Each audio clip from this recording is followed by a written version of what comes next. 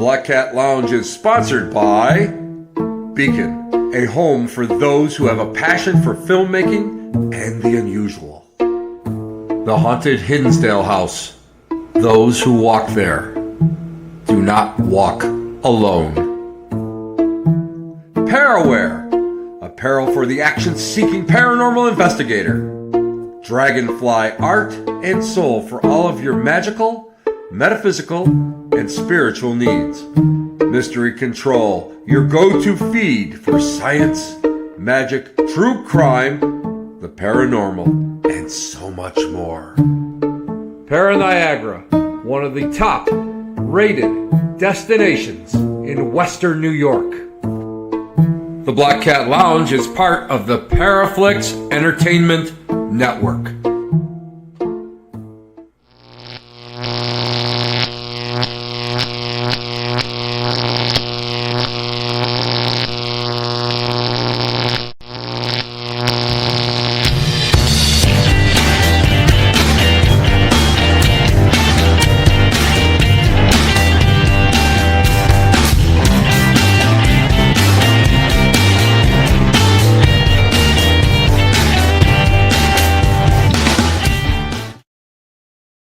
Hey everybody, how are you guys doing? Have you gotten out of the meat locker yet? It is so cold here in Western New York.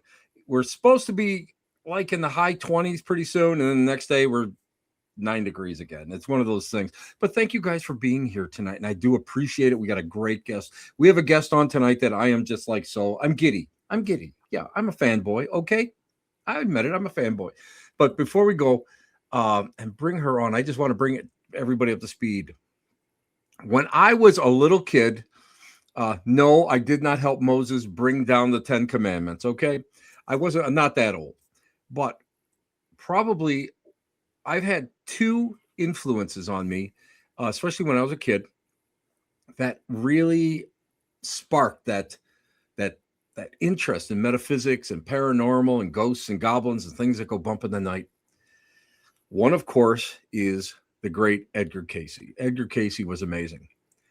However, the second one, and everybody out there is going to say, it was the Warrens, right? Because Warrens were producing books at that time. No, it was Hans Holzer.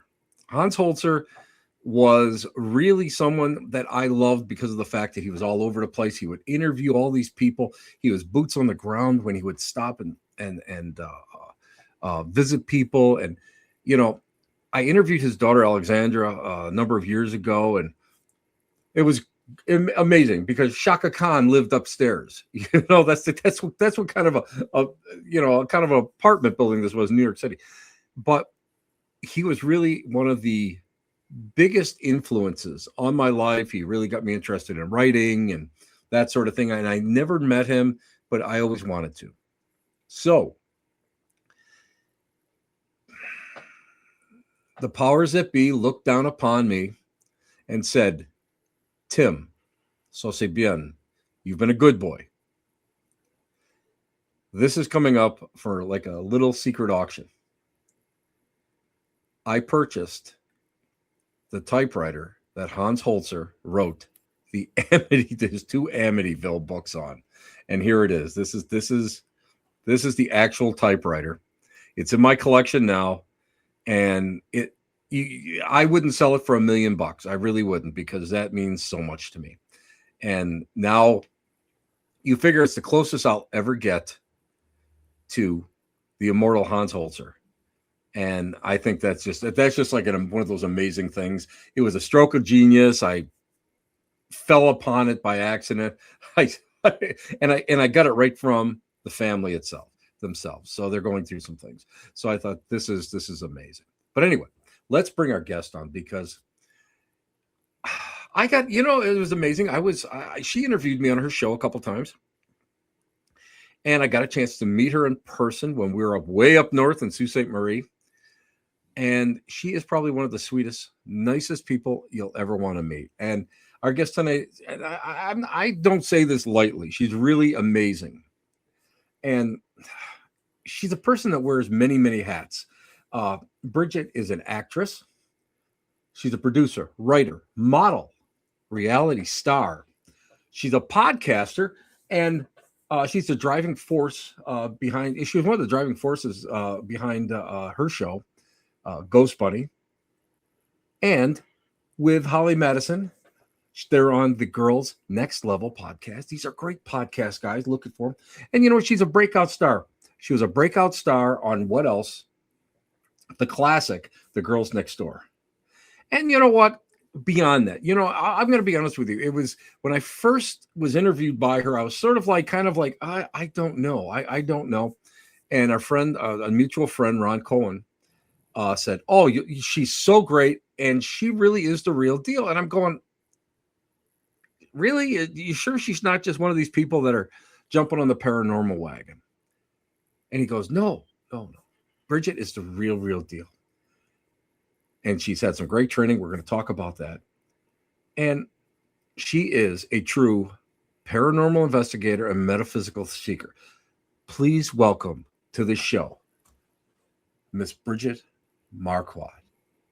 Bridge. Hi, guys. Thank you so much for coming on today. It means so much to me because, you know, it's funny because when we were the first time I was on your show, I'm not going to lie, I did not know what to expect. And I jumped into it blindly because I didn't get a chance to do my due diligence and check a couple shows out. So I didn't know where we were going to go. And you hit me with some couple questions that I'm going to tell you what, Bridge, I sat there and went, okay, where did that come from? So at that point, if you can get me to cock my head and have to think about a question, I knew that you were the real deal. So, really. So I got to ask you, and a lot of the viewers out there, they really are fans of yours. Got to ask you right up front, how did you get interested in this? Because a lot of people will say, oh, well, I lived in a haunted house. Oh, I did this or did that. And your career is like anything but that of a comment of a paranormal investigator. So how did you get involved with this? I tell people I think I was born spooky only because like I always loved I loved ghost stories and scary movies and all those kinds of things before I was even really supposed to even know what those things were. Mm-hmm. And I was babysitting and I got a little money and the first thing I bought was a Ouija board. And I was playing the Ouija board with my cousin. My little brother was sitting right there. And the only person I knew that had passed away at that time, because I'm 12, the only person I had known that passed away was my great-grandfather. And I knew him. Mm-hmm. So we were reaching out to him and supposedly we were talking to him. But I was accusing my cousin of moving the planchette. She was accusing me. And eventually we got bored and mad at each other. So we just put it away. And ever since then, or well, I should say after that, not ever since, but after that, I started having like weird things happen that was involving my great-grandfather. And they were scary. This wasn't like a friendly thing and not like a guardian angel type thing. It was really scary. It was like one day I came home from school and I came in the back door like normal and sitting at the coffee table and I hear the back door fly open. So I was like, oh, I must not have closed it all the way. Get up, go back into the laundry room, grab the door, shut it, go sit back down. Don't think anything of it. And then a few minutes later, it pops open again. And I was like, that's weird. Something must be wrong with my door. So I get up and I go back to the laundry room. I kind of look around a little bit outside. I don't see anything. I shut the door again. I kind of jiggle it. No, it's fine. I don't know. Just didn't close it tight. I go sit back down in the living room again. And a few minutes later, I hear the door open again. Wow. And this time I'm scared because something's going on now. And so I like go back into the laundry room and I go out on the like little back steps and I look around. And we lived out in the country, 7 acres, like the neighbors, you could see their house, but it's far. Mm-hmm. And there's nobody there, but I'm like, somebody's like messing with me. I shut the door and I locked it really quick. And then as I walked out of the laundry room, down at the very end of the hall, I saw what looked like my grandfather standing there. And then I would have nightmares and I'd have this feeling of somebody watching me and like weird things would happen. Like weird music would get recorded onto a cassette tape or just weird things was happening. And I was talking to my family about it. My family was like not into ghosts. What are you talking about, ghosts? That's only in movies. Like that doesn't exist. And half my family thought I needed to see our pastor at our church, and the other half thought I needed a psychiatrist, and we did both. And I don't think the pastor believed me. But he did have a piece of good advice for me. He said that I should keep a diary of everything that happens. And so I started doing that. And then the psychiatrist, I think, was off with her thoughts too, but she also had a good piece of advice to me. She said that I should go to my grandfather's grave and ask him to please make it stop. And even if it's not him, because I don't believe that it was him, Mhm. maybe there's something he could do from the other side. And this went on for probably 2 years or Oh. more, and it did eventually stop, but it was a slow taper. So I don't even know exactly when it stopped, but it did eventually stop. Now you said pastor. I'm surprised that a Christian domination or a denomination pastor would say keep a diary, keep a journal. When you think back now, well, first off, let me ask you this, because I still have every journal that I've ever owned. And when my mom passed away, I used to scrapbook. So I used to have all these scrapbooks. I was able to salvage two. And do you still have that journal? Tim, I wish. We can't find it. I kept it. I did not get rid of it, but we Mm-hmm. cannot find it. And my mom and I, honestly, we think something paranormal happened to it. Like, we think it was like taken.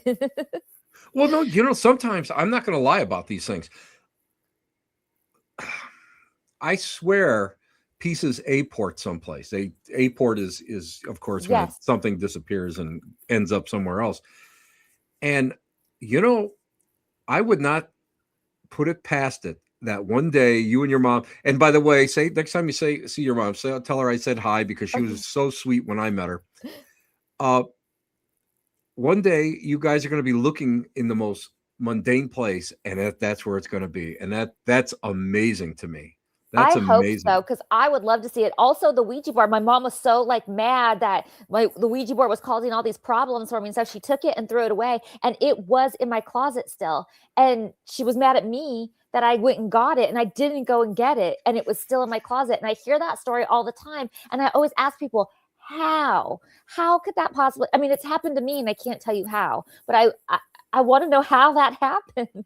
Well, spiritualists all believe in the transmutation of matter, which means solid matter passes through solid matter and appears somewhere else. And uh, I, my poor wife and I are always looking for something, and all of a sudden it'll be there. Or I know I threw something out, let's say paperwork, and then I'm looking, and there's the paperwork. They're just sitting in front of us in the most craziest place.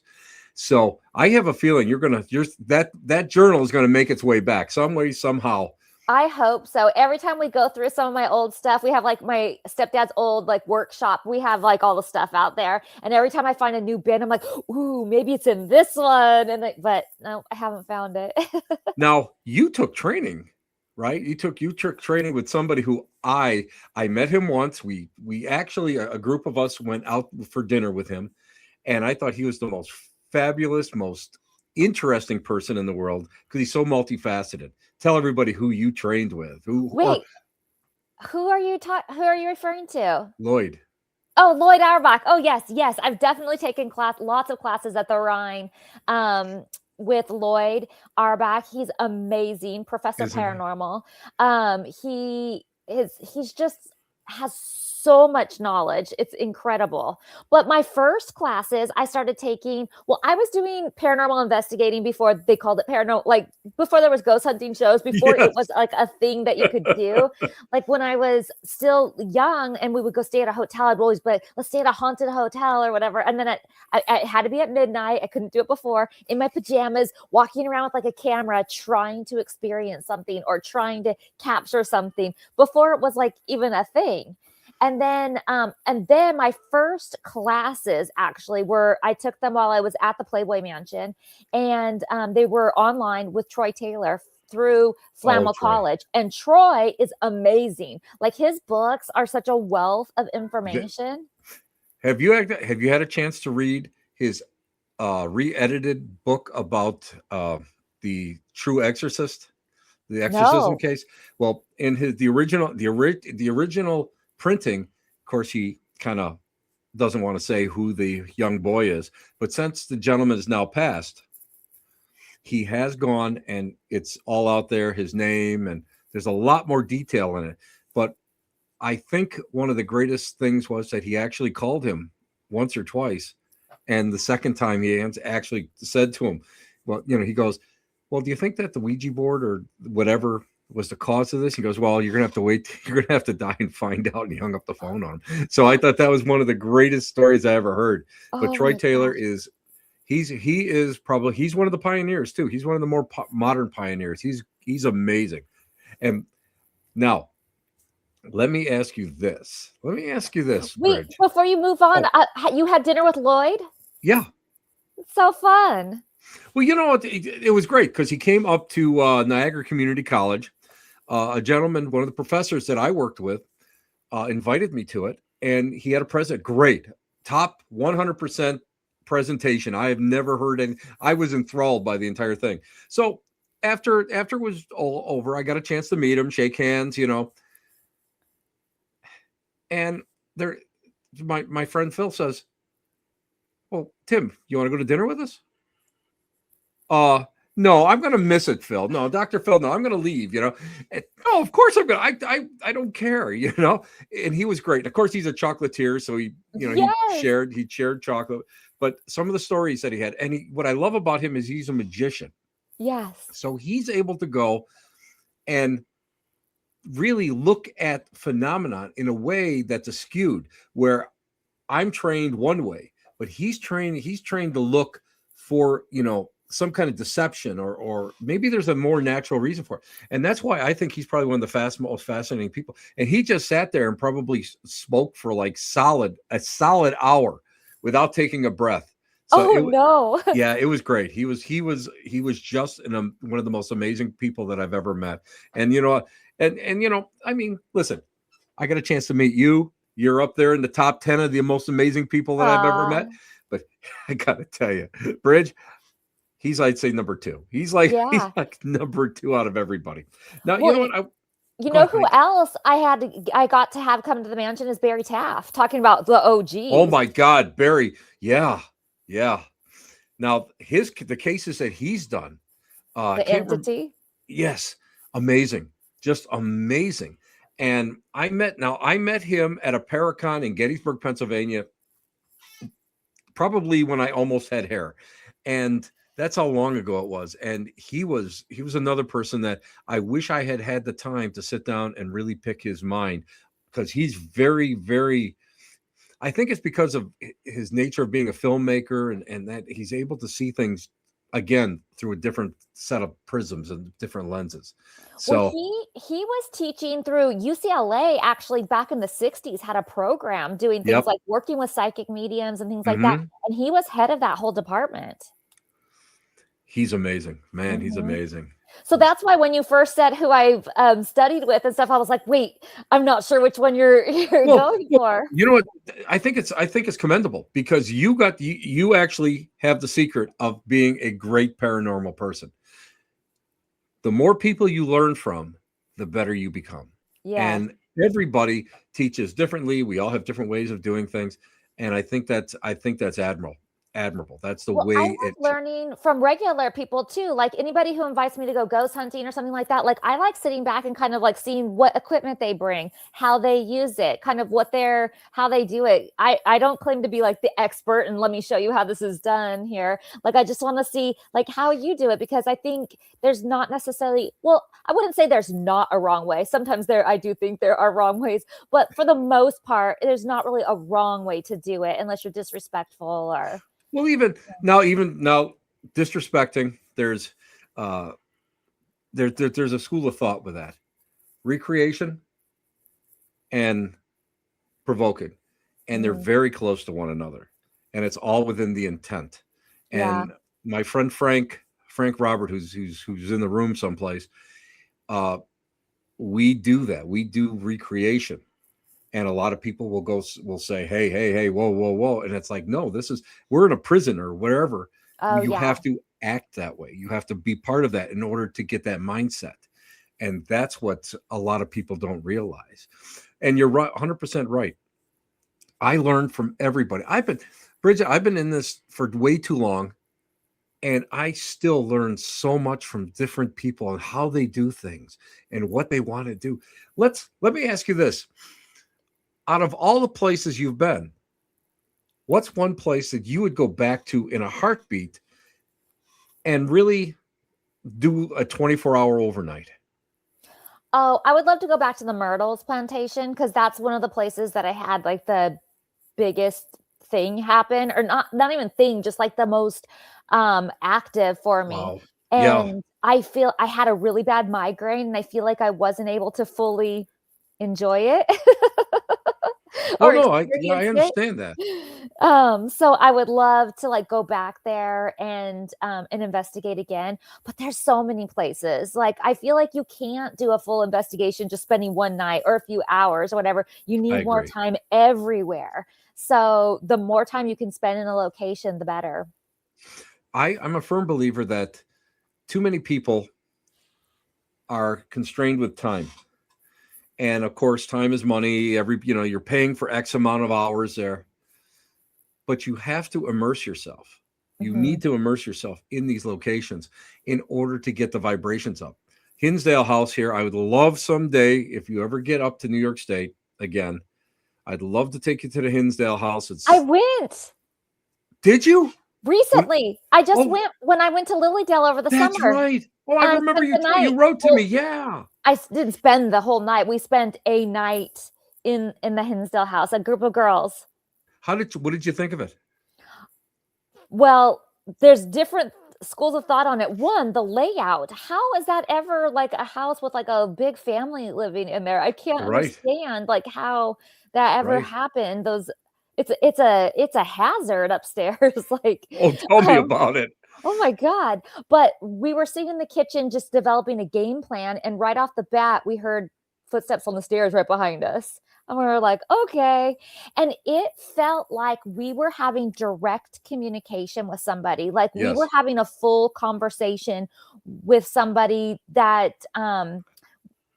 I mean, it was crazy. I wish I could explain it and show it what we had, but we had like the tripwire and we were asking questions and Hmm. it was responding. We would be like blink twice for yes, blink once for no and stuff. And then it felt like between that and we had two mediums with us, it felt like we were having a real intelligent conversation. The the Hinsdale House. Now, I started going there back in 2011, and um, that's when they were going to tear it down, Um, and they were the kids had kicked in the door and really had done a lot of damage to it. And those stairs are the most active stairs in any location that I've ever been at. And I standing on the stairs. My friend was inside the main bedroom, mhm. and I'm standing there and I'm balancing, because because if anybody ever goes to the Hinsdale House, there's no landing. You have to go to one small bedroom, you kind of leap off the stairs, you go to the main bedroom, you kind of do the same thing. So I'm kind of up there, and something just told me to look down, and there was a girl standing there at the bottom of the stairs, looking up as real as you or I, and I'll never forget that. And I blinked a couple times. She was there for about 12 solid seconds and then gone. And I went and chased her, and there was nothing out. Of course, there's nobody there. But it was Yeah. December, and it was freezing, and she didn't have like a coat on. And when I got a hold of Clara Miller, the woman who they owned the house during that time period in the 70s, and she said, "You described my daughter Laura, who had committed suicide years later." And Mm, to me, I knew at that point that place was special. And I'm so yeah. glad that my friend Dan Kless was able to buy it. And he's been putting so much money and hard labor into that place. But it's just an amazing place. And for me, I think it's because I have an attachment to it. I'll go up Yeah. there, and it always rocks for me. So Well, what's crazy too is how in the middle of nowhere it is. Like you drive way out and then you get on a dirt road and then you're on this dirt road for a long time. Then you turn onto another dirt road and then you're like, oh my God, where am I going? it's great. But it's one of those, you know what, again, it's one of those places that it's just an amazing just an amazing place. And historically, I believe it needs to be totally preserved because of the fact that it's one of those early places. It's one of the, I always call it the Mount Rushmore of Western New York. Now, enough about all this craziness. Let me ask you this. I always, we know that you and I are kind of the same mind. There's something in the unseen world there. There's something out here. We don't know what it is. What do you think that intelligent two-way conversation or two-way communication really truly is?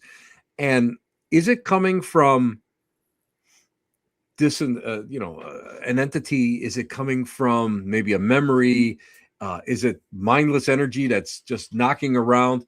What do you think this two-way conversation, these two-way conversations that we're getting really are? I wish I knew. I like to believe that we are speaking to people who have passed and they're giving us a message or there because they still love the place or whatever their reasonings are.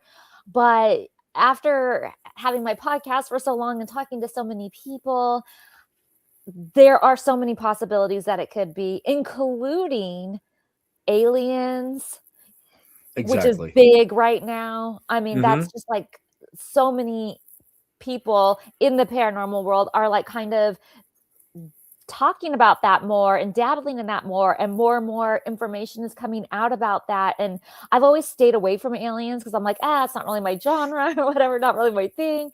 But I feel like it's becoming more and more intertwined, even since I've been doing my podcast. And I started doing my podcast like probably 6 years ago. Yeah. And even just in that short amount of time, I feel like the alien talk has amped up quite a bit. I'm kind of at loggerheads with my religion versus my experiences. So it's hard for me to go and say one or the other. But the whole alien concept is one that is amazing to me because we start seeing flaps. And when we start looking at flaps, we have either a flap with cryptozoology, a Bigfoot, Mothman, UFO flap, or in the case of Clara Miller, the owner of Hinsdale, told me once that whenever there was a UFO flap back in the 70s, it was a huge one in the southern tier of Western New York, there was a lot of paranormal. It seemed to kind of go and engage it. Do you think that perhaps, and again, this is all opinions, do you think that there is a correlation between paranormal and, let's say, extraterrestrial, whether it's we're going away from the nuts and bolts UFO stuff. We're going into more vibrational stuff now. Do you think that there's some kind of a correlation? One will feed into the other? I definitely do.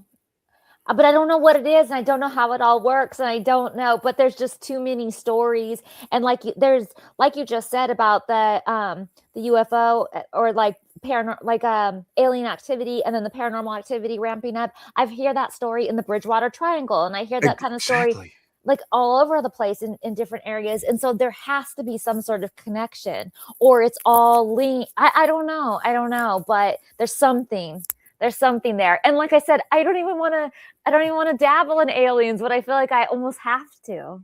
It's one of those things where I tried to stay away from it, like yourself. I've tried to stay away from it for the longest time. But I think as we evolve and we get more experience and we start seeing this stuff and we start doing hands-on work, not just the book work, all of a sudden, somebody stopped in to say hi. Two of them. What a cutie.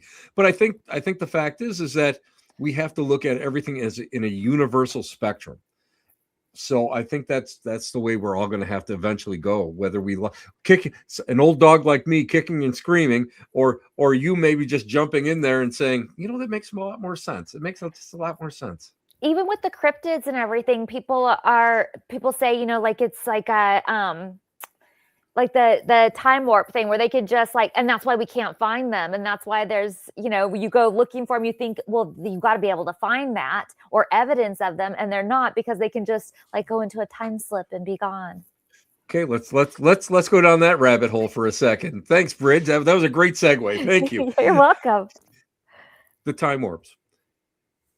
Do you think that what we're experiencing in many cases at these haunted locations is let's say we're at the right place at the right time, the energy's just right, and we're pulling out either a time warp or some kind of lost memory.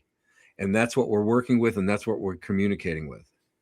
I mean, I think anything's possible, but I want to see the stories like Andrea Perrin has a story where when she went into the house, she saw like the whole Victorian Yes. family sitting there, right? Like, Yes. that's like a real time warp to me. Or I've heard like Victorian ghost stories, and I don't know if they're true or not, just a ghost story, but like, oh, there was this house and it was Christmas Eve and they went there and got warm and the family shared their food with them and stuff because they were lost in the blizzard. And then the next day they went back to thank the family and the house wasn't there and they were so confused. And oh, that house burned down a long time ago on Christmas Eve, kind of thing. Like those kind of time warps. Like Yes. those are like, those kind of stories like fascinate me and blow my mind at the same time. I think it's because it's a human interest. It's that human, almost human interaction. And then there's no explanation. Again, No. Hinsdale, when I saw the girl at the bottom of the stairs. Yeah. As real as you or I. And I Yeah. can't explain it. I can't explain it at all. What now, what would you take as positive paranormal proof? Let's say, you go someplace and X, Y, and Z happens to you. What would be the experience that you really would say, this is amazing? Oh gosh. That's a hard one. I know for me, I have trouble answering that one.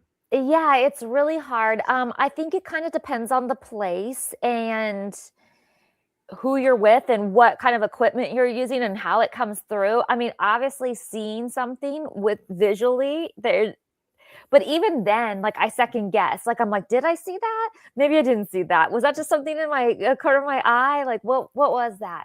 I mean, I've had paranormal equipment tell me my name before, and I'm like, how would it do that? But then I'm like, well, maybe, it's sensing, it's heard it, and it's repeating what it hears. I'm being attacked by cryptids right now. That's all right. Listen, those are the best cryptids right there. They're the prettiest. Now, okay, equipment wise, Yes. there are so many. There's just so much equipment. I know. And I laugh because everybody goes, well, how much equipment do you have? I said, listen, I have a tote or two full of gear that I don't even use. I don't even look at anymore because I've used it and it, and then something new has come out, then, so on and so forth.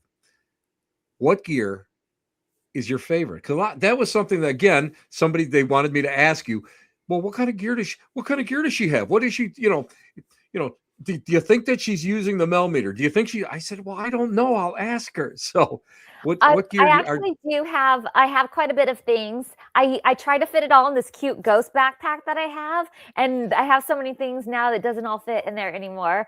But my favorite thing right now is the dead bell. Oh, isn't that the greatest? And I trust it because like I can put it up in my house and turn it on. And when I'm investigating, I like to turn it on just till I hear the click. I don't want to turn it all the way up. But Right. at home, I'll turn it all the way up. Like, let's really like make this thing go off. And it won't do anything. And then I'll run the battery dead and I forgot it was even on. Doesn't make a noise. Then I'll go and I'll take it on other places too that I think are haunted. Doesn't do anything. But then I'll have it in somewhere and it won't stop. Or it'll like be dinging in communication and things like that. And I'm like, wait, there's something to this. I don't know what it is, but there's something to this. It's one of those things that when I first got mine, I thought this is garbage. Absolute garbage. I couldn't get it to ring. Yeah. And I'm doing a live and I'm showing this thing off and I have it in my hand and it goes off. And it just went off. And I'm looking around, and I'm checking to make sure that there's no interference. I put it down off to the side of my desk, and that thing, every time I would say, well, if you hear a ring, it was almost in real time. It would ring. And I thought, I don't understand how this is working, but whatever it is, it seems to go and, it just seems to go and, want to communicate. Let me ask you about scanners.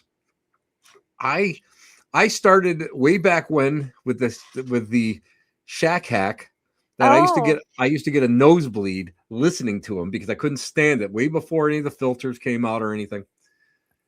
And for years, I didn't really like them. And then I had something happen to me a couple years ago that I just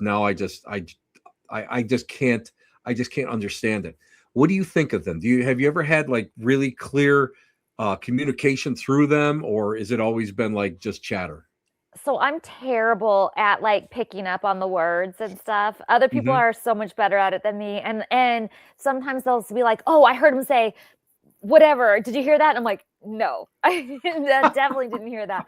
And I love and hate when people will put like what they think they heard, like in the captioning Oh my below, because I'm God, like, well, "Oh, now that's all I hear now. I didn't hear it till you said that that's what yeah. they said, and now that's all I hear." So I have a love hate with that. Like, if you don't tell me, I'm never going to hear it. But if you tell me that, that's all I'm going to hear. So now it's neither here Well, nor there. that's just you know what, you know yourself. That's a production company thing where I know. Yeah. to make the show pop, and I don't know the only time I've ever had anything happen is it just went dead. A word came through that was meaningful to me, and then it went back into a scan, and there was no denying what it was. So Really? yeah, I'll just tell you a quick story. I had a cornea transplant. I lost most of the vision in my right eye, so I had to have a cornea transplant, and for weeks you can't do anything afterwards. So I was doing chair yoga without the sound on. And what does a paranormal investigator do? He puts on his scanner, with a box.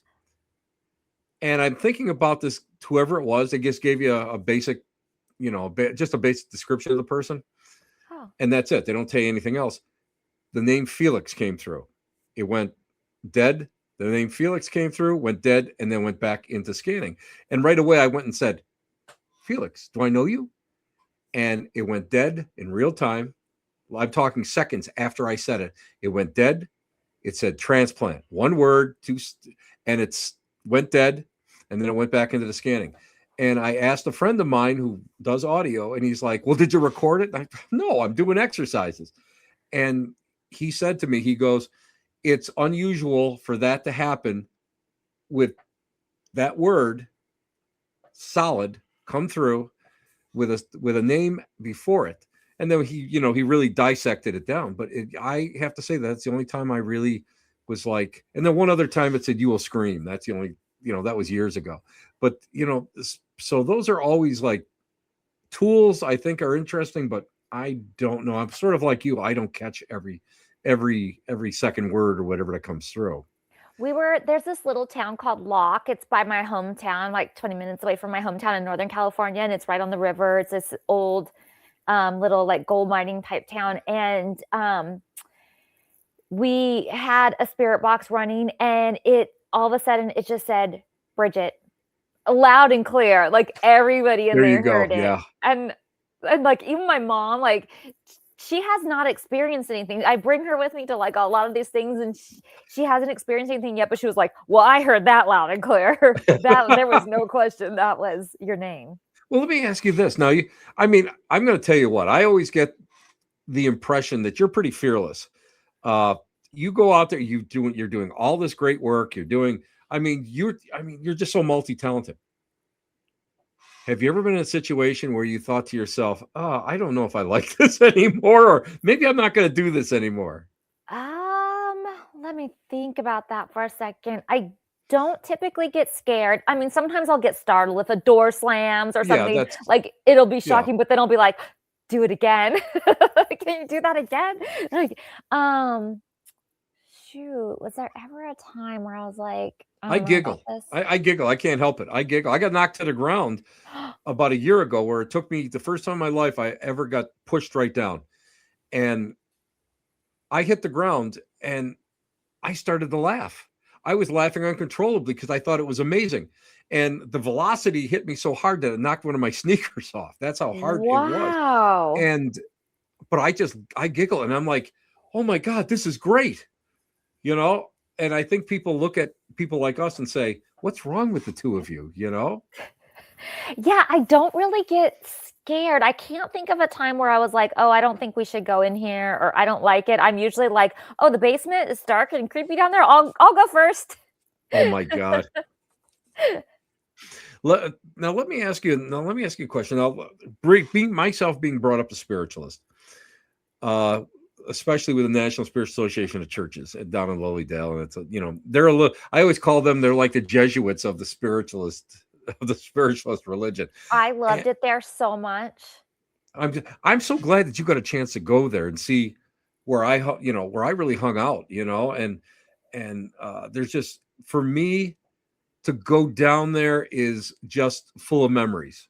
Mhm. I don't have a bad memory of being down there, especially as a kid, because I wish you had been able to go and experience like the children's seances like I did, and some Oh, of the other yeah. stuff, and Johnny Zaffis going in there and we were doing table tipping and stuff. I wish you could have gone and experienced that. But I think a lot of the problem is like I look at things differently. Even though I've worked with exorcists, I don't believe in the devil. I don't believe in angels. Everything is personality, and everything is thoughts or things, and everything is energetic and frequency. How do you? What's your belief system on that? I don't really believe in demons. I can't say that they don't exist ever, but they definitely don't exist to the extent that people talk about them, or I are agree. experiencing I them to agree. this day, especially on TV. But even regular people who tell me, oh, and it was demonic, and every time I hear the word demonic, there's in my head there's a roll of my eyes, like, and I try not to do it, but there is. I'm like, okay, don't judge, because maybe this is the real one. And I always tell myself that, but there is in the back of my mind, like, okay, here we go with the demons again.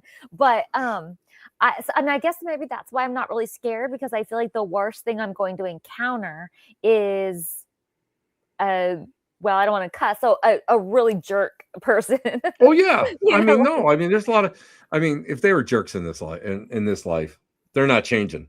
yeah. It takes a long time for them to change. And we're all born with free will. So if they don't And want to then change, they're not going to change. elementals, I don't know if I've experienced that really. I know a lot of people talk about them, and a lot of people talk about how they're kind of nefarious in a lot of ways. Right.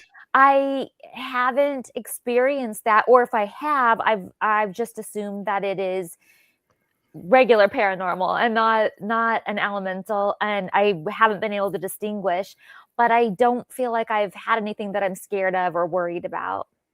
I've And only. in Lilydale, I went and did we went and walked Oh. around the ferry, and I think I heard them sing.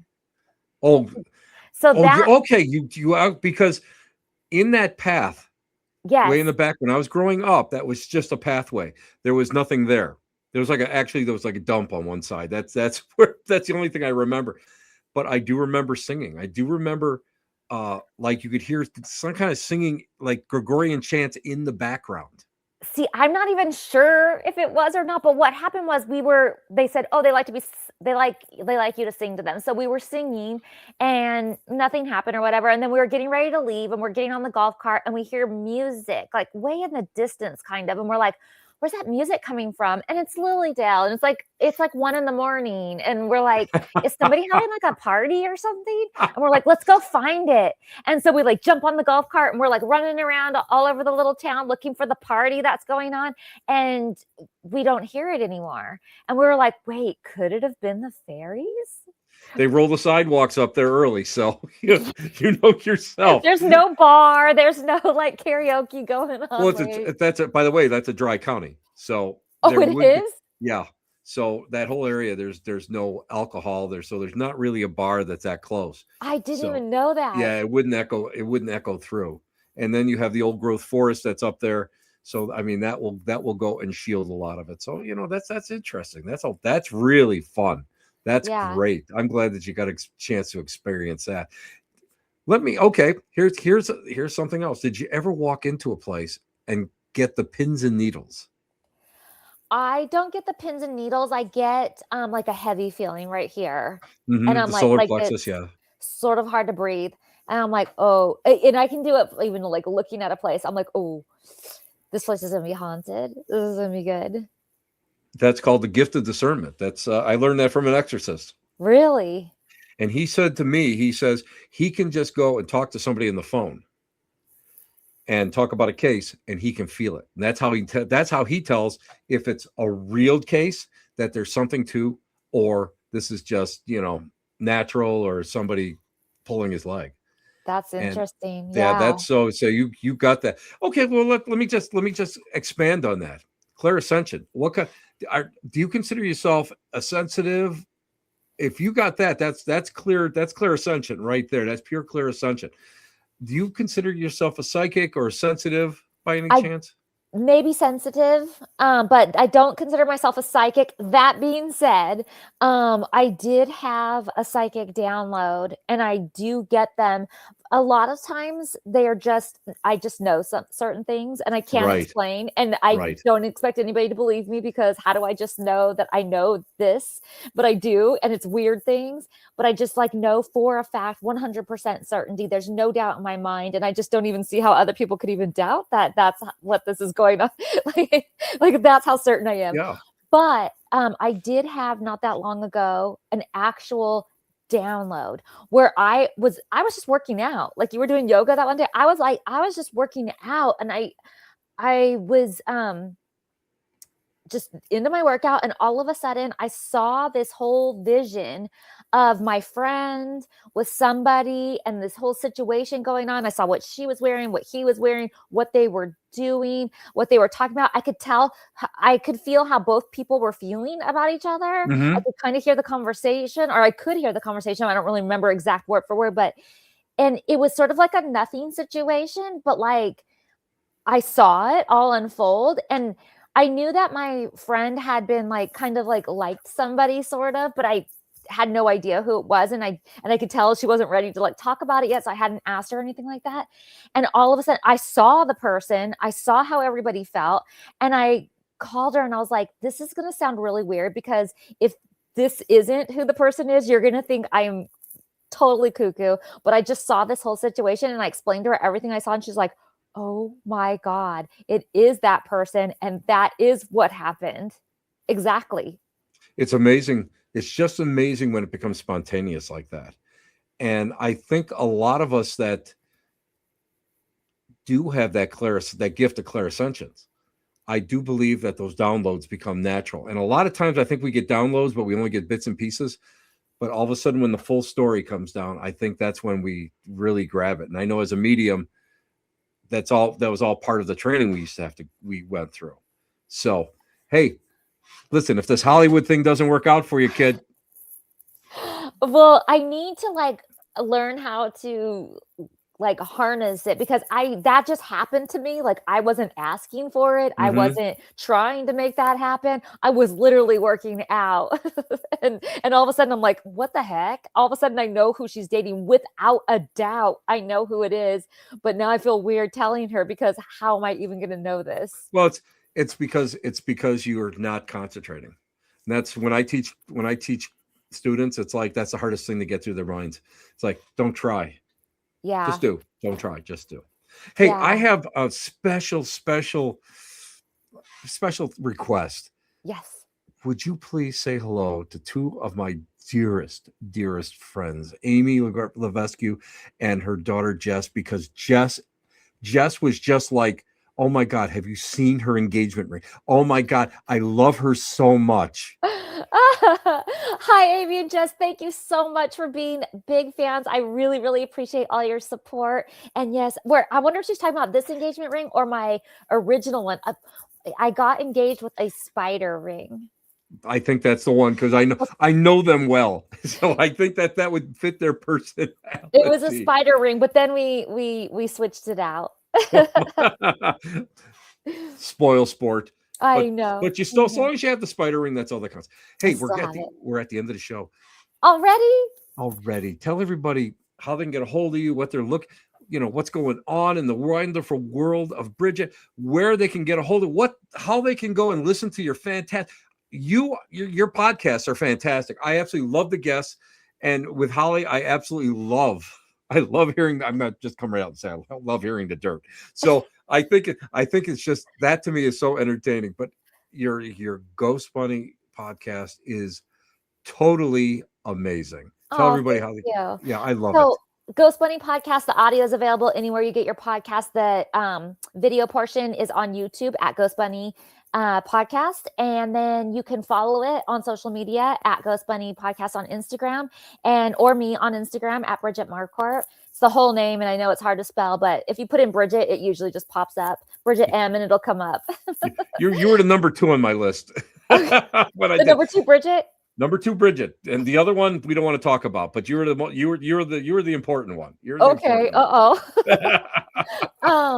Let's see. And then if this isn't paranormal, but if you like early 2000s nostalgia and you were a fan of the Girls Next Door, then Holly and I do a rewatch podcast called The Girls Next Level, and we go back and we watched every single episode of Girls Next Door. We break it down, what was going on behind the scenes, how we felt about it then, how we feel about it now, and whether how do people feel about this now in general. So it's really fun.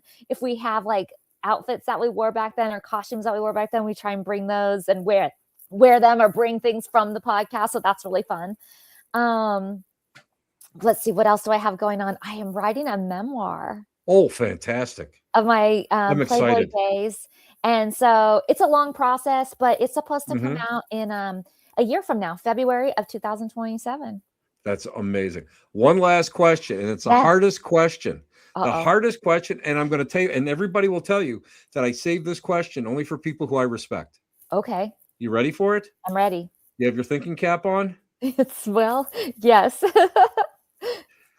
Bridget, end of your life, right? Everything's done, done, and they did your ceremony, and they're setting the stone, your epitaph at the gravesite. What would you like to have it say? Oh my gosh. You should have warned me of this one beforehand so I could come up with something good. That's why I wanted to spring this one on you, because it is that hard, but it's so important. Oh gosh. I have no idea. Well, I can tell you mine. I'll tell you mine. He was an okay guy. That's what I would like on my tombstone. That's it. That's it? That's it. That's it. Oh, I don't even know. That is a good question, though. Maybe I should start thinking about it. I can tell you what it should be. A woman of multi-talents. Oh. I think that's the way it should be. We had cute tombstones at the mansion, and mine said no more bunny business. Well, that's a good one. That's a good one. That's a good one. Hey, just stay on the line so I can thank you properly off air. And I appreciate you taking the time. I know how busy you are, and this was illuminating. And I always look forward to getting a chance to chat with you. And again, it was so great that you've invited me on your show a couple times, and I got a chance to meet you and your mom way up north in the UP. And I tell everybody, you are as sweet as you are on TV, and people are always like, it's an act. I said, no, it's not. It's not an act. She is such a nice person. And thank you so much. Thank you for being on. I'll be right back. Okay.